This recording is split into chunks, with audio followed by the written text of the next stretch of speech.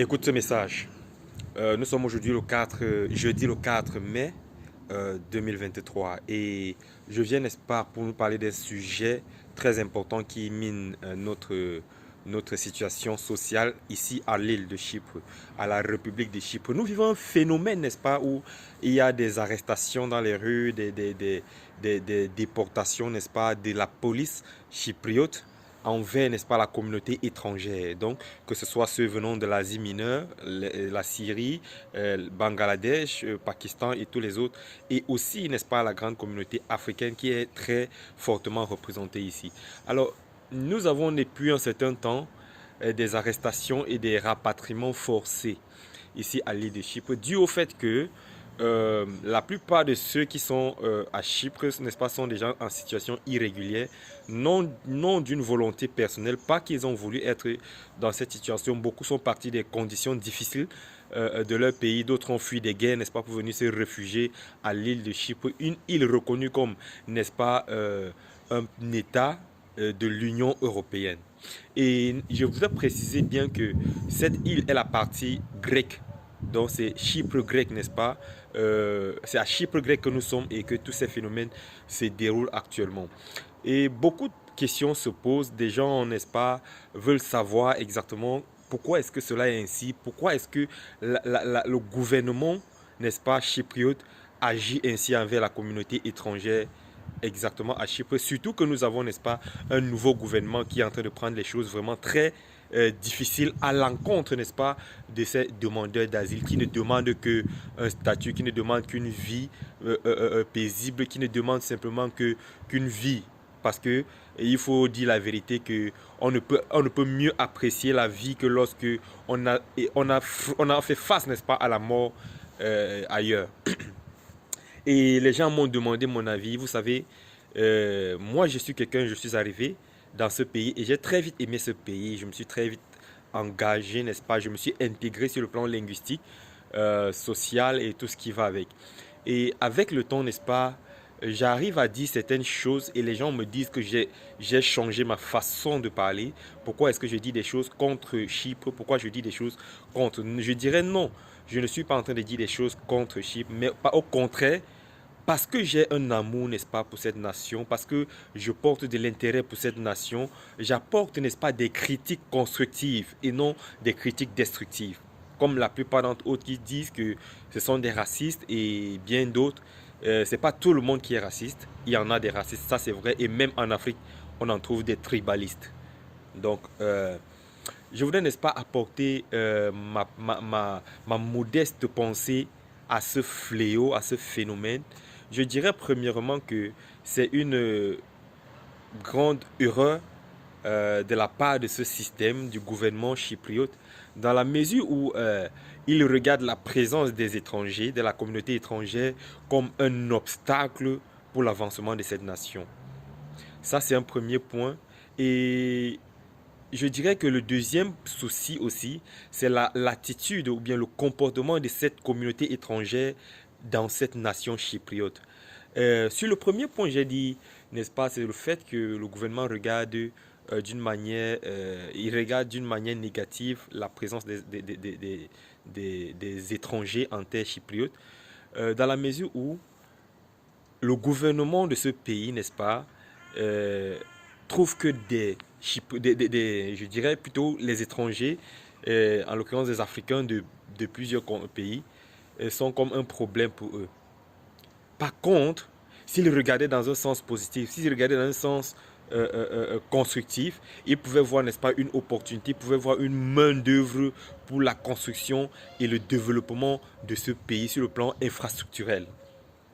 Nous avons beaucoup de personnes intellectuelles parmi ces étrangers qui sont à l'île de Chypre, qui ont des connaissances vraiment très soutenues, mais qui n'arrivent pas à mettre en exergue leurs connaissances, qui n'arrivent pas à exprimer ce qu'ils savent faire parce que le gouvernement, le système a restreint, n'est-ce pas, les possibilités aux uns et aux autres.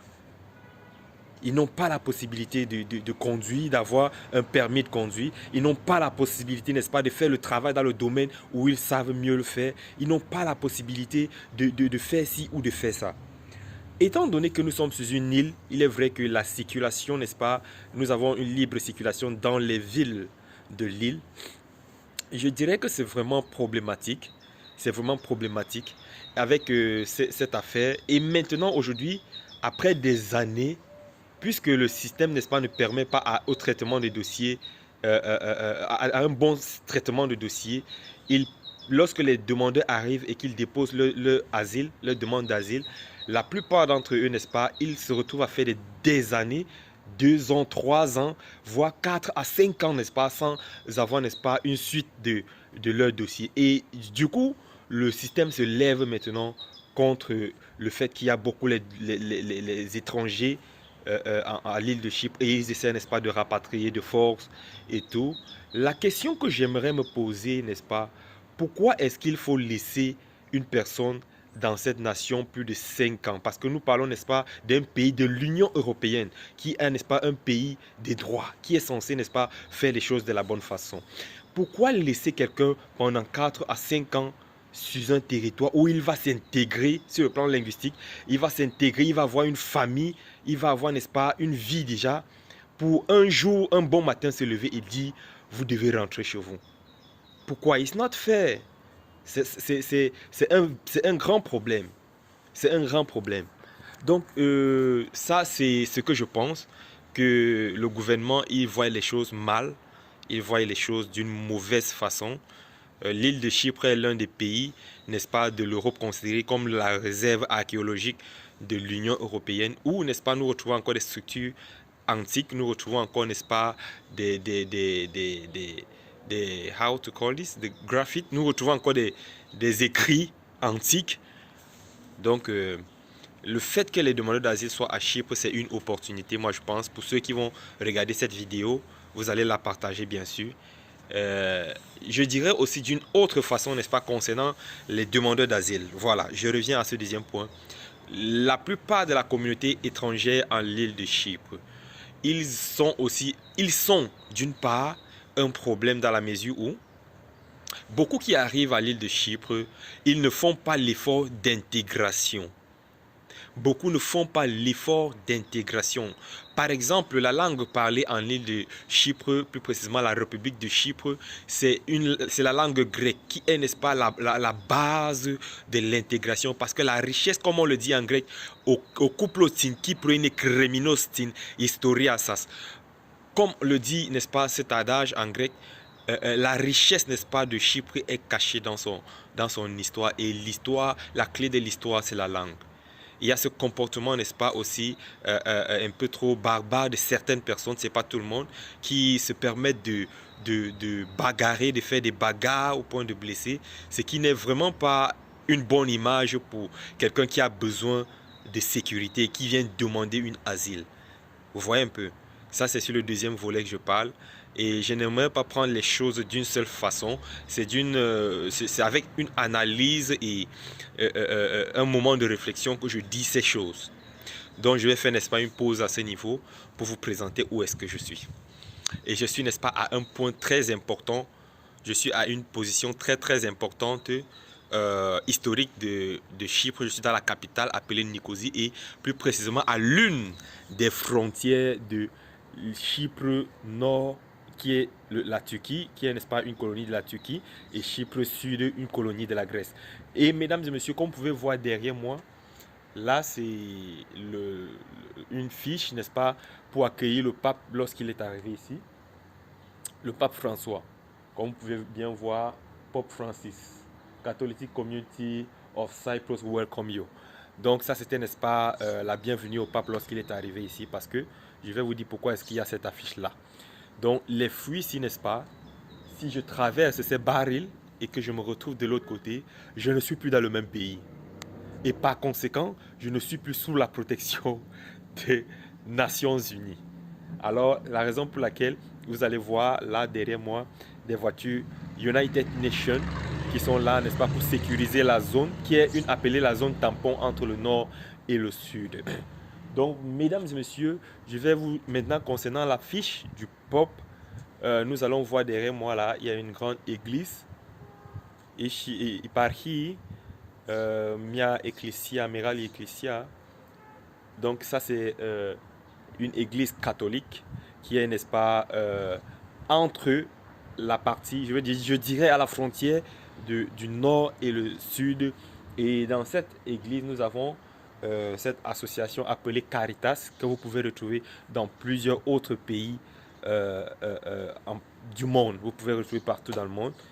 Nous avons Caritas. Vous allez voir un drapeau si c'est bien visible là.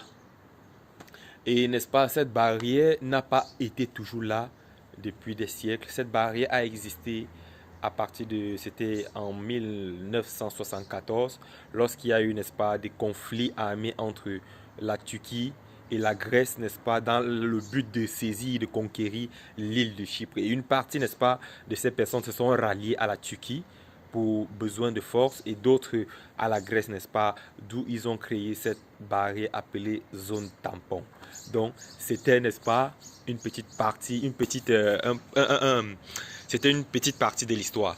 Et je vais vous présenter là, tout droit devant moi, il y a une maison qui appartient à la partie turque du pays, qui se retrouve dans la partie sud. Donc, une maison, n'est-ce pas, qui appartient à la partie nord, qui se retrouve dans la zone sud. Et si nous marchons ensemble, je vais vous présenter, j'espère que ce sera visible. Je vais vous présenter cette maison. Elle a été faite, n'est-ce pas, c'est une maison qui appartient à Chypre Nord, mais qui se retrouve dans Chypre Sud. C'est un peu ça la beauté de l'histoire. Nous sommes, n'est-ce pas, sur une île historique. Il est important de connaître où tu te trouves pour savoir comment est-ce que les choses marchent. Il est important de s'instruire dans son environnement. Si tu veux dominer, si tu veux conquérir, tu dois pouvoir connaître. Donc je vais vous présenter là derrière moi de l'autre côté cette grande maison. Là où vous voyez derrière moi, voilà, vous pouvez voir des étages qui montent. Et vous pouvez voir ce tunnel en haut, nous avons les barils. C'est des fruits. C'est un bâtiment qui appartient à un autre pays, mais ce bâtiment est dans ce pays. C'est un peu la beauté de l'histoire. Donc, mesdames et messieurs, dites-moi ce que vous pensez concernant l'attitude, n'est-ce pas, de ce système, de ce gouvernement chypriote envers la communauté étrangère. Est-ce que ils le font, est-ce que ce qu'ils font est bien? Est-ce que ce qu'ils font est juste? Est-ce que, n'est-ce pas, en fait, dites-moi ce que vous pensez et dans les commentaires, nous allons en discuter. Donc, c'était pour vous servir votre ami, votre frère, Alain Moïse. Vous allez voir cette vidéo sur ma chaîne YouTube, sur ma chaîne TikTok, bref, sur les plateformes, les réseaux, vous allez voir cette vidéo. Donc, ciao, ciao, big up.